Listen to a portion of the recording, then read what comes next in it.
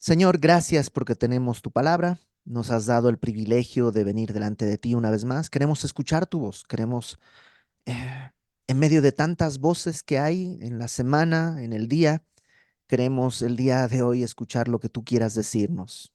Nos ponemos en tus manos, ponemos nuestro corazón delante de ti y que tú nos puedas hablar. Te lo rogamos en el nombre de Jesús. Amén. Ok, Isaías 53. ¿Y por qué Isaías 53 y no el final del 52? Porque en realidad, acuérdate que los versículos no son parte original del texto, no estaban, digamos, inspirados los versículos, sí son de mucha ayuda, pero a veces dividen mal el texto. Este es uno de esos casos en que en realidad Isaías 53 empieza en el 52:13. Ahí es donde empieza en realidad este texto y es como una canción que tiene una, dos, tres, cuatro, cinco estrofas. Es una canción, es un canto de cinco estrofas. Ya hemos estado en estos cantos que le llaman cantos del siervo de Dios, que este es el más famoso. Y, y es eso, son cinco estrofas muy claras, muy bien delimitadas que vamos a tomar. A mí me gusta pensar que el capítulo 53 de Isaías es tan grande que no cabe en el capítulo 53 y por eso quedó un pedacito como que se rebalsó y queda en el 52 al final. Em, es un pasaje famoso y además es un pasaje que se cita mucho en el Nuevo Testamento. Y vamos a ir avanzando y vas a ir reconociendo en qué partes de este texto se han tomado por distintos autores en el Nuevo Testamento. Entonces, vamos a comenzar. Hemos venido estudiando en los capítulos 51 y 52 acerca del arrepentimiento al que Dios nos está llamando, o Dios está llamando a su pueblo. ¿Mm? Digamos, de manera particular al pueblo de Israel en ese tiempo, pero de manera extendida hacia nosotros. En nuestro tiempo, Dios nos está llamando a un arrepentimiento. Ahora, capítulo 52, verso 13, comienza diciendo así: He aquí mi siervo, ¿no? Y aquí está presentado el siervo de Dios.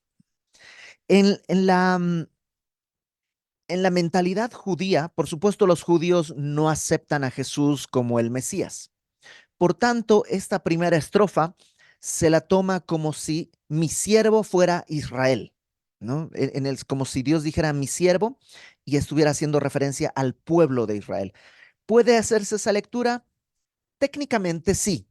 No es una herejía, podría aplicarse de alguna manera, pero te vas a dar cuenta que en, cuadra mucho mejor cuando entendemos que el siervo del que está hablando es el Mesías.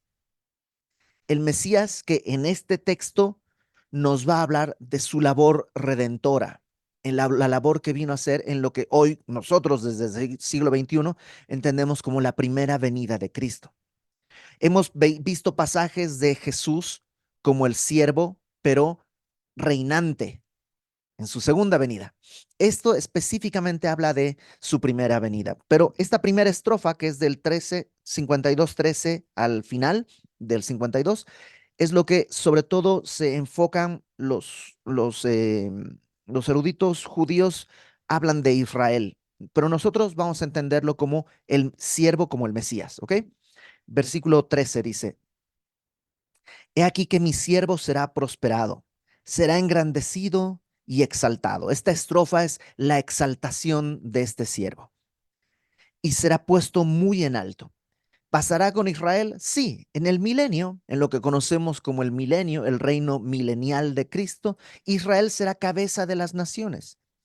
Cristo va a reinar desde Jerusalén en un reinado judío y entonces, por supuesto, Israel, si tomas como el siervo, será exaltado, engrandecido. Sí, pero creo que desde nuestra perspectiva tiene más sentido pensar que Jesús, el siervo, será prosperado, engrandecido, exaltado y puesto muy en alto. Como se asombraron de ti muchos, de tal manera fue desfigurado de los hombres su parecer y su hermosura más que la de los hijos de los hombres. Así asombrará él a muchas naciones. Los reyes cerrarán ante él su boca, porque verán lo que nunca les fue contado y entenderán lo que jamás habían oído. Y lo que está diciendo acá es, de la manera en que muchos se asombraron de su desfiguro.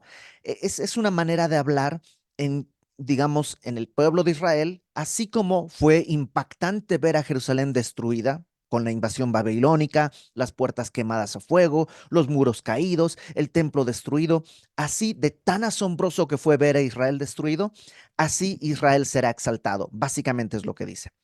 Para nosotros, esto tiene una relevancia distinta porque hablando del siervo, dice, como se sembraron de ti muchos, de tal manera fue desfigurado de los hombres su parecer y su hermosura.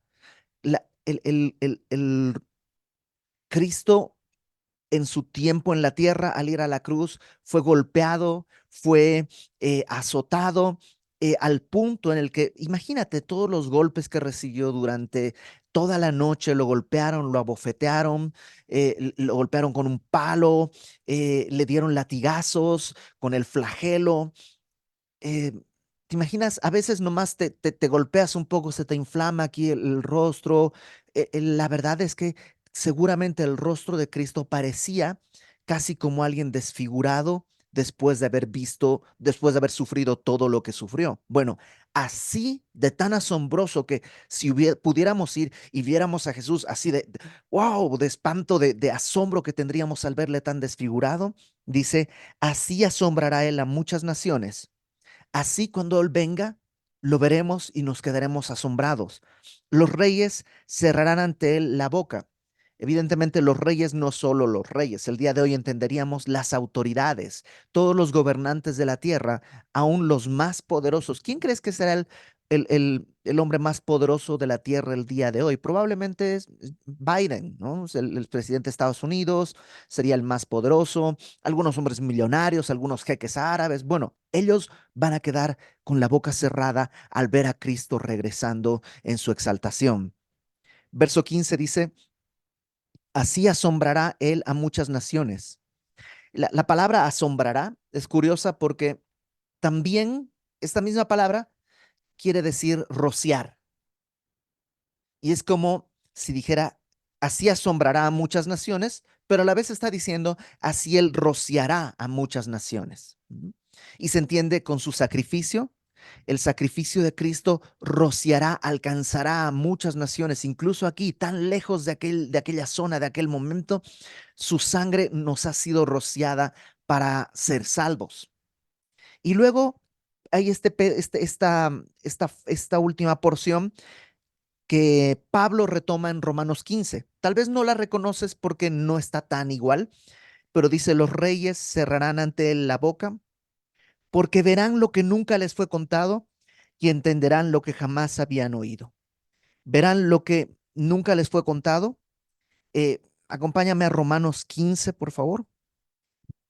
Romanos 15, entonces, casi al final de la carta a los Romanos, versículo 21. Desde el 20, Pablo está hablando de su labor como evangelista y dice Romanos 15, 20, de esta manera me esforcé a predicar el evangelio donde Cristo, no donde Cristo ya hubiese sido nombrado, para no edificar sobre fundamento ajeno, sino como está escrito, aquí aquellos a quienes nunca les fue anunciado acerca de él, verán. Esa es la primera frase. En Isaías 52 dice, verán lo que nunca les fue contado. Aquellos verán lo que nunca les fue contado. Y la segunda frase, los que nunca han oído de él entenderán, en Isaías 52 dice, entenderán lo que jamás habían oído.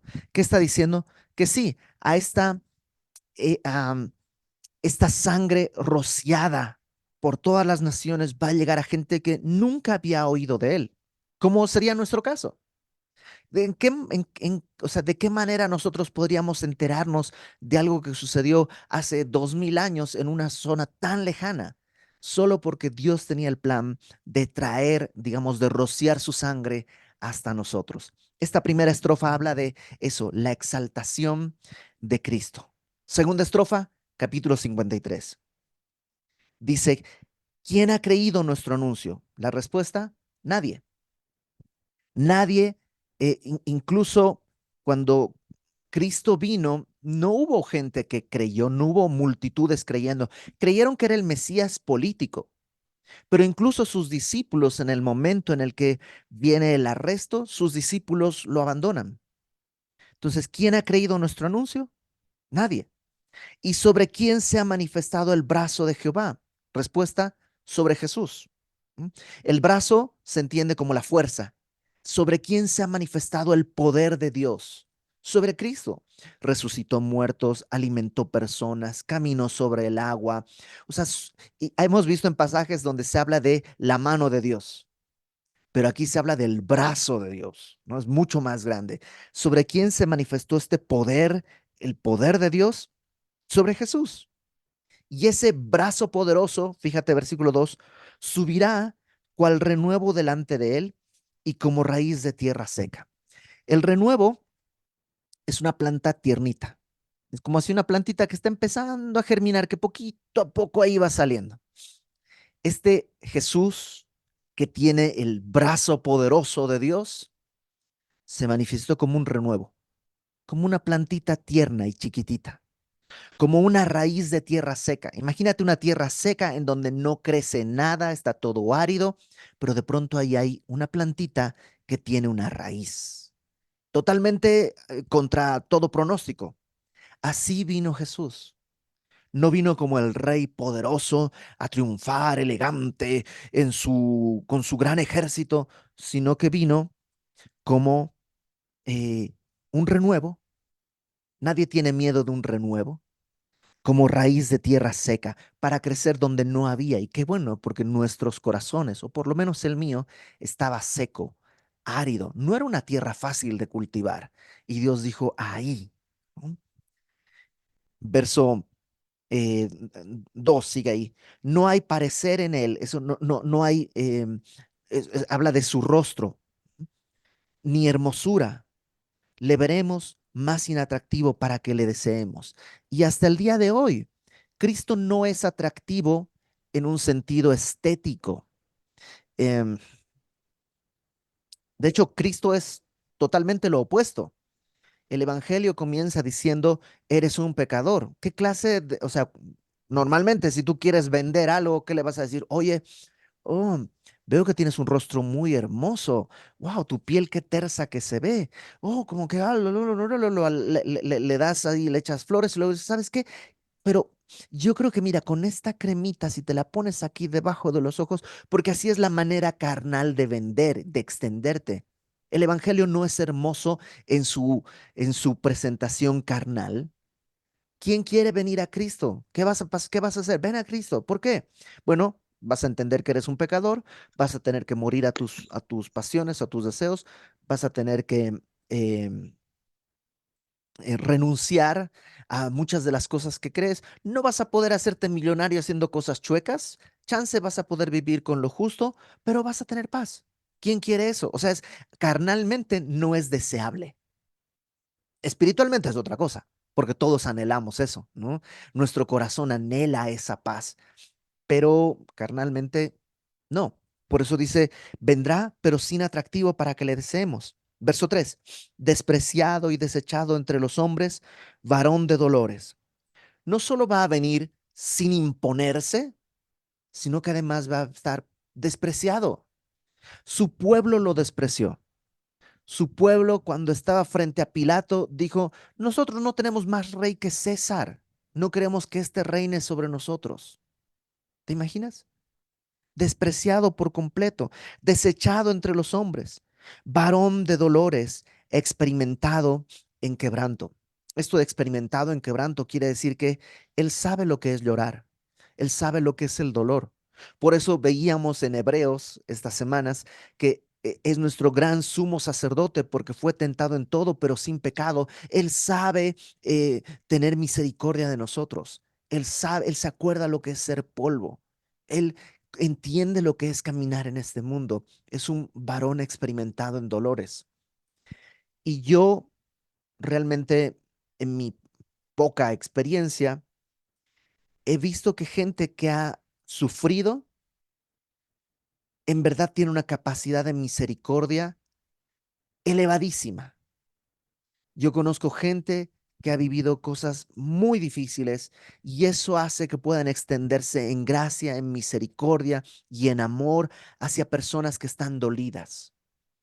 Y Cristo es el varón experimentado en dolores, en quebrantos. ¿Y nosotros? ¿Cuál fue nuestra respuesta? Como que escondimos de él el rostro.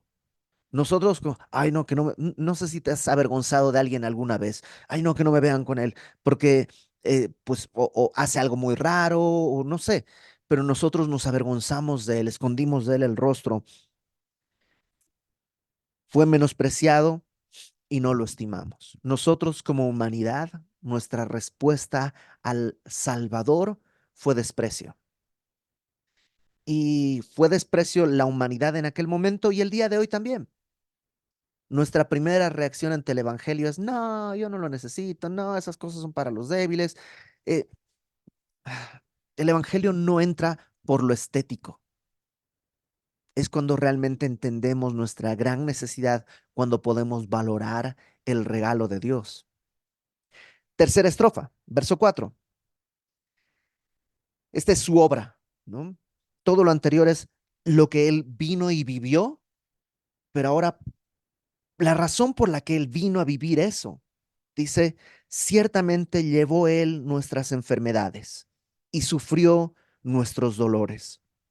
Y nosotros le tuvimos por azotado, por herido de Dios y abatido. O sea, él estaba en su trono bien. Él no tenía enfermedades, no tenía angustias, no tenía pesares, no tenía cansancio. Pero se hizo hombre y en su cuerpo llevó todo eso de nosotros. Y nosotros, como humanidad, ¿qué dijimos? A ver, si eres Dios, si verdaderamente eres Dios, baja de la cruz y te creeremos. Lo que la humanidad pensó es, a ver, si es verdad que eres el Mesías, demuéstralo, pruébanos levantándote, triunfando. Pero no, como está en la cruz, despreciado, seguramente hasta Dios lo abandonó, hasta Dios lo ha despreciado. Y eso es lo que está diciendo. Él llevó nuestras enfermedades, ahorita vamos a hablar de las enfermedades, sufrió nuestros dolores, y a cambio nosotros le tuvimos por azotado, por herido de Dios y abatido, como si Dios lo hubiera despreciado, cuando en realidad de tal manera amó Dios al mundo que ha dado a su Hijo unigénito. Él dijo, a mí nadie me quita la vida, yo de mí mismo la pongo. El Padre y el Hijo estaban de acuerdo en entregar la vida del Hijo a cambio de la salvación de cada uno de nosotros. Verso 5. Mas él herido fue por nuestras rebeliones. No fue abatido por Dios, no fue desechado por Dios, sino que él fue herido por nuestras rebeliones, molido por nuestros pecados. El castigo de nuestra paz fue sobre él. Nuestra paz era imposible. Éramos enemigos, estábamos enemistados con, no Dios con nosotros, nosotros con Dios, estábamos enemistados. Y eso requiere un castigo. El castigo para tener esa paz cayó sobre él. Eso es lo que quiere decir. Que él fue herido a causa de nuestras rebeliones. Yo me rebelé, pero a él lo hirieron. Yo pequé, pero a él lo molieron a palos. Yo recibo la paz, pero el castigo de esa paz fue sobre él y por su llaga fuimos nosotros curados. Este versículo se ha tomado en algunos ambientes como una promesa de que el cristiano no se debe enfermar y si te enfermas te falta fe porque nosotros fuimos curados por su llaga y todo. Bueno, número uno, bueno, el primer problema es que eso no responde a la realidad. ¿Ok? Entonces, cuando ya la realidad se te pone enfrente, difícil tratar de negociar. Eso de que los cristianos no se enferman no responde a la realidad. Los cristianos se enferman, los impíos se enferman. Los muy cristianos se enferman y los muy impíos se enferman. Entonces, no va por ahí. Número dos, dice, eh, todo este contexto del que está hablando es espiritual. No está hablando de enfermedades físicas, dolores físicos, sino está hablando de todo el resultado de una vida en general. Entonces, cuando hace la referencia de por su llaga fuimos curados, hace referencia a que, digamos, nuestro pecado fue cargado en su llaga. como si el pecado fuera como nuestra enfermedad. Ahora, también hay una esperanza. Físicamente, ¿hay promesa de sanidad plena? Y la respuesta es sí. Tú y yo tenemos una promesa de sanidad plena. Si estás enfermo, porque hay enfermedades que son muy dolorosas, muy largas, muy profundas. Hay personas que han vivido con una enfermedad por años o por décadas y que sus cuerpos están ya cansados y sus ánimos ya están desgastados. Y tú conoces a lo mejor gente así que dice, ya no puedo más, me duele físicamente y anímicamente, ya no sé para qué seguir. Hay una promesa de sanidad, pero no en este tiempo y no en este mundo. Un día delante de Él tendremos cuerpos que no se sanan, cuerpos que no duelen, cuerpos que no traicionan nuestro deseo de adorar a Dios. Entonces sí hay esta promesa y Dios la va a cumplir. En verdad, por su llaga hemos sido sanados de toda enfermedad física, pero todavía no. Pero toda esta vida, aunque parezca muy dolorosa, dice Pablo que esto es nada comparado con la gloria venidera que en nosotros ha de manifestarse. Que la vida entera que tenemos acá es solamente como una neblina que aparece y luego se desvanece, como hierba del campo que desaparece rápidamente. Entonces sí, hay una promesa de una sanidad plena, física, futura, a la cual puedes aferrarte y la cual puedes tomarte como esperanza. Verso 6. Todos nosotros nos descarriamos como ovejas. ¿Por qué tuvo que venir a hacer esto? Porque nosotros nos descarriamos como ovejas. Si abres la puerta a las ovejas y salen corriendo todas para cualquier parte, no es como los pájaros que van así en bandada. ¿Has visto cómo los pájaros van como si tuvieran una carretera, así todos igualitos, suben, bajan, derecha, izquierda? No, las ovejas salen corriendo para cualquier parte. Dice, así nos descarriamos. Cada cual se apartó por su propio camino, mas Jehová cargó en él el pecado de todos nosotros, el justo por los injustos, para llevarnos a Dios.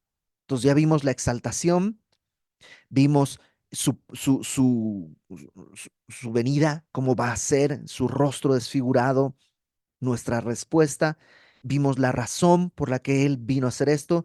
Cuarta estrofa, versículo 7, su muerte. Dice, angustiado Él y afligido, no abrió su boca. Esto de no abrió su boca no quiere decir que literalmente no abrió la boca, sino está hablando de que no se quejó, no se quejó. Pudo haberlo hecho. Le dijo a Pilato que él podía pedir, perdón, a Pilato, le dijo a Pedro que él podía pedir legiones de ángeles que vinieran y lo rescataran, pero no lo hizo. Él sí fue angustiado. En Getsemaní la angustia era tan pesada que sudó como con gotas de sangre, lo que se conoce como hematidrosis. Él, así de afligido, así de angustiado, no nos traicionó. ¿Sabes cuándo abrió su boca? Cuando dijo, perdónalos, no saben lo que hacen. Perdónalos, Padre, no saben lo que hacen. Como cordero fue llevado al matadero. La Biblia dice que tú y yo somos ovejas de su prado, ¿no?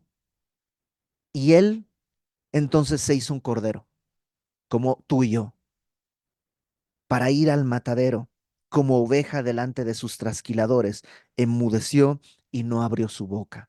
La paga del pecado es muerte, y él fue a morir. Él no tenía que morir. De hecho, él no se murió, porque Cristo no puede morir, porque Él es Dios, el autor de la vida. Pero Él sí murió, porque Él dijo, nadie me quita la vida, yo de mí mismo la pongo. No se murió porque desangró, no se murió por una falla cardíaca, no se murió por alguna cosa así. Él murió porque decidió entregar su vida. Él decidió poner su vida. Entonces dice, fue puesto como oveja delante de sus trasquiladores, enmudeció y no abrió su boca. Verso 8. Por cárcel y por juicio fue quitado, y su generación, ¿quién la contará? La idea es que fue enjuiciado, fue, murió, y esta frase, su generación, ¿quién la contará? Em, Algunas versiones parece que traducen como ¿quién entenderá esa generación?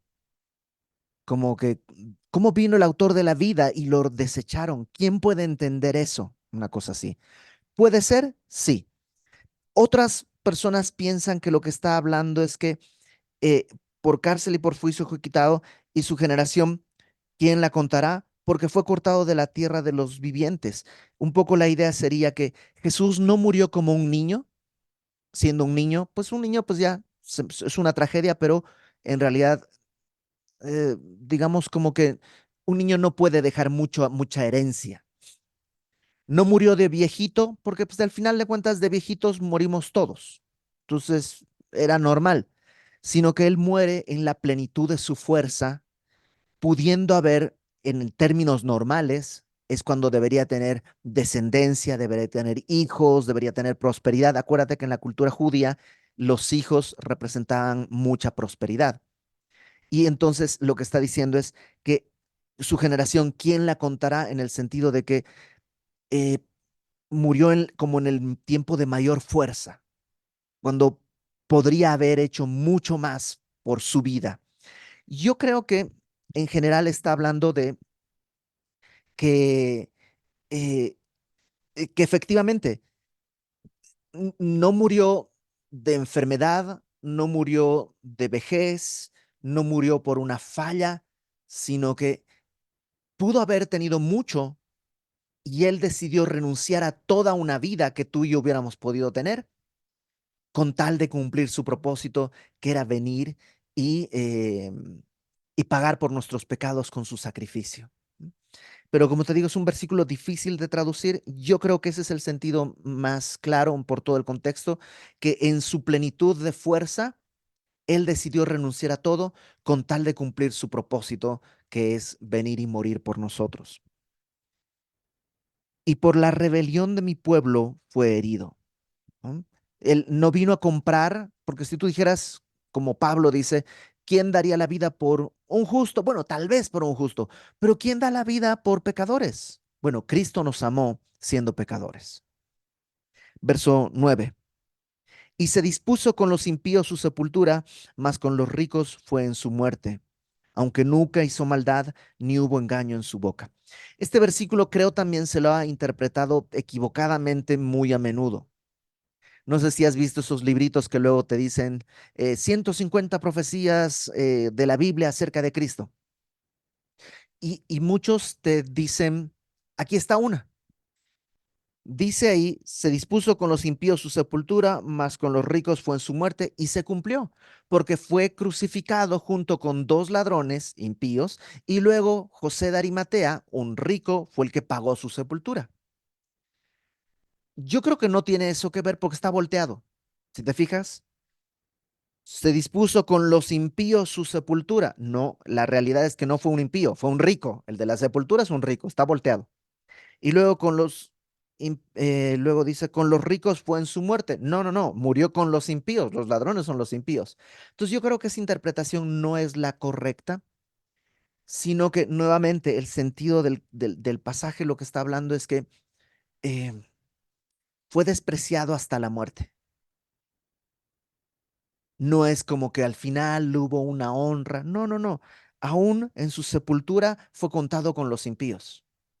Ah, sí, este impío que quiso rebelar contra el imperio, que dijo ser el Mesías, como que fue contado como los impíos, incluso en la sepultura.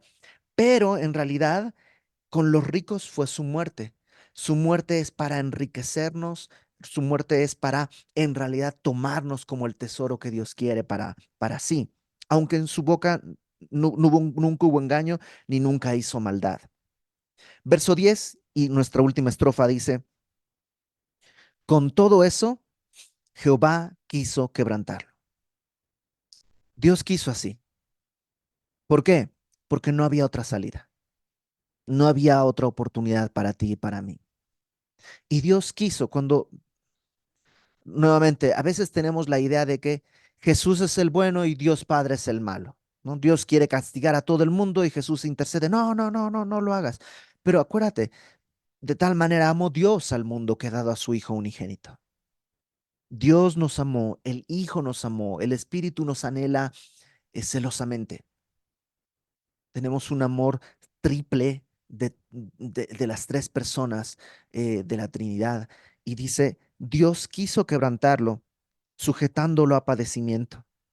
Cuando haya puesto su vida en expiación, en este pago por nuestro pecado, verá linaje, verá descendencia.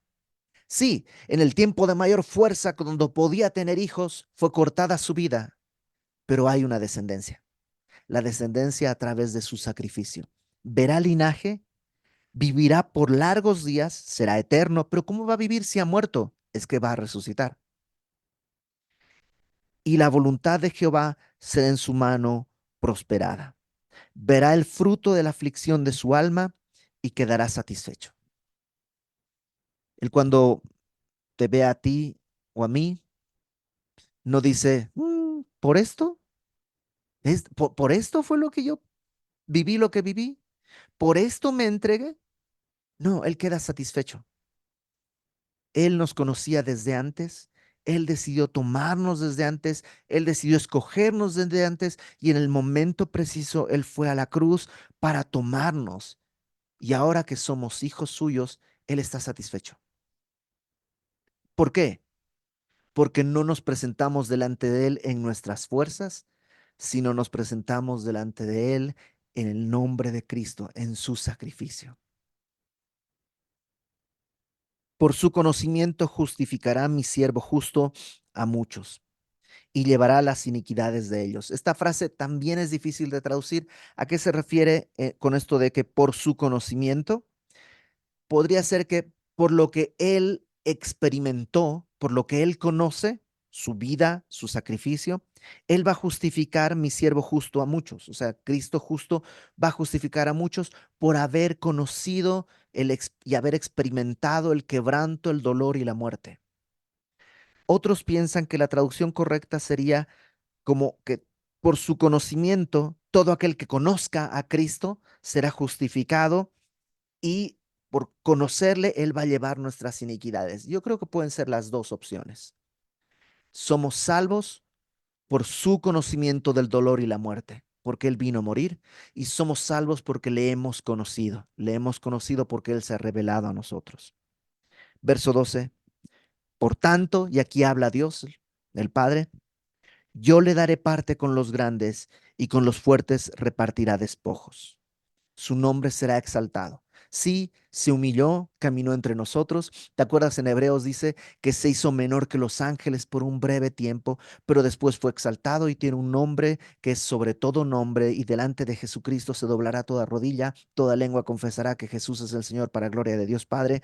Dice, yo le daré parte con los grandes, con los fuertes será repartirá despojos por cuanto derramó su vida hasta la muerte y fue contado con los pecadores. Él no pecó, pero en su sacrificio él fue contado con los pecadores, habiendo él llevado el pecado de muchos, llorado por los transgresores. Creo que es Cristo. O sea, después de leerlo, no me queda una opción más. La primera parte que decíamos que Israel fue destruido y así como fue destruido será reedificado. Sí, yo creo que puede ser. Podemos tomar esa interpretación. Pero el resto creo que habla evidentemente de Cristo. Cómo vino a la tierra humillado, cómo murió por nuestros pecados, la razón por la que tuvo que morir y cuál es el fruto que Él espera. Tú y yo nos presentaremos delante de Dios, dice Judas, sin mancha y con gran alegría. Y eso es porque Cristo nos ha comprado. Él ha pagado por nuestros pecados. Y me encanta que no hay una mística aquí. No es como que, wow, hay algo que nunca había entendido de Isaías 53. Es muy fácil de entender. No, mira que hay no, no hay nada nuevo. Es el mismo santo evangelio de Dios. O como dice Pablo, el glorioso evangelio del Dios bendito. Así le dice Pablo a Timoteo. El glorioso evangelio del Dios bendito. Y creo que el día de hoy es bueno que lo recordemos así y ya. Tú y yo éramos enemigos, estábamos enemistados con Dios. Dios no estaba enemistado con nosotros, nosotros estábamos enemistados con Dios y Él decidió, porque Él quiso, Él vino a pagar por nuestros pecados, para una vez pagados nuestros pecados, pudiéramos llegar al Padre. Entonces, ¿qué hacemos? Pues lo que hay que hacer es simplemente confesar nuestros pecados a Dios, reconocer nuestra necesidad y venir delante de Él. Como el Evangelio, como la primera vez que escuchaste el Evangelio. Cuando le entregaste tu vida a Cristo, seguramente no tenías dudas teológicas. Señor, ¿y es el calvinismo, el arminianismo? ¿Será que el monismo? ¿Será que el no sé qué? No, nomás yo recuerdo pensar, ok, todos mis pecados están pagados. ¿Eso qué quiere decir? ¿Quiere decir que soy libre? Y si soy libre para irme, también soy libre para quedarme entonces. ¿Puedo quedarme contigo, Señor? Y Dios dice, sí, quiero que te quedes acá. Así de sencillo. No había más preguntas ni dudas. Creo que el día de hoy podemos quedarnos con eso. Todos tus pecados han sido pagados por Cristo en la cruz del Calvario. Eres libre. Te puedes ir o te puedes quedar. Te puedes ir y vivir tu vida como quieras. Va a ser un desperdicio. Te puedes quedar y decirle, Señor, quiero ser tu siervo. Era esclavo del pecado, ahora quiero ser siervo de la justicia. Vamos a, vamos a orar. Señor, gracias por, por ese don maravilloso que fue nuestro Señor Jesucristo como hombre viniendo a pagar por nuestros pecados. Gracias porque en verdad no viniste a buscar nada valioso en sí mismo, pero para ti fuimos valiosos. Tú nos estimaste, Señor. Tú decidiste vender, entregar todo y comprar nuestra vida con tu sangre. Y ahora, Señor, ¿qué diremos? Solo podemos decir, Padre, aquí estamos. Haz con nosotros según tu voluntad. Ayúdanos a permanecer en la luz. Ayúdanos a permanecer en el centro de tu propósito y que nunca olvidemos que este fue el pago por nuestros pecados, que sin ti nada tendría propósito. Y así, siendo transformados, ayúdanos a hacer luz para que otros muchos que están como nosotros estábamos también puedan tener esta esperanza. En el nombre de Jesús nos ponemos en tus manos, Señor. Amén.